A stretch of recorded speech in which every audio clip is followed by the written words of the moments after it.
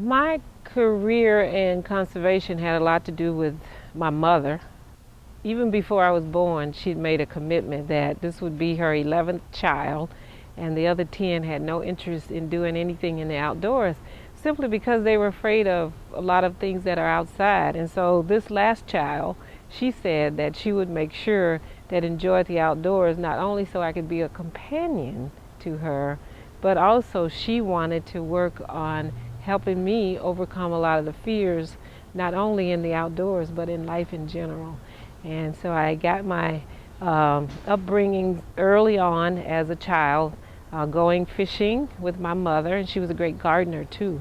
And it's amazing because the places that I fished were wonderful places in southern Arkansas and northern Louisiana, one of which now is Bayou Bartholomew and Overflow Creek, which is a national wildlife refuge right in my hometown in Wilmot, Arkansas. As I look back over my 30 years in the U.S. Fish and Wildlife Service and think about how I got there, why I got there and why I stayed, I'm not sure that we shouldn't go back and look at some of the great things that we did in the 70s again, not just for recruitment and engagement of people of color in the National Wildlife Refuge system, but also some conservation issues too. We're going back looking at the 70s. For example, I got in the Fish and Wildlife Service because of a great program. It was the Career Awareness Institute, where we had the opportunity as students to go away to a wonderful place in Tennessee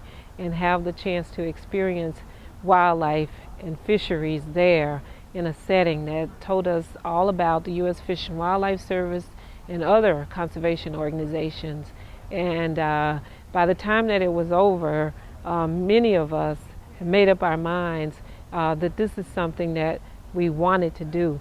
As I look and think about how do we engage people of color into the National Wildlife Refuge system in terms of visitations as well as providing some support for the system, I think that what we need to do is really continue to work with our school systems that are close to National Wildlife Refuges, inviting teachers, giving them the proper tools that they need, training that they need to do what they do best.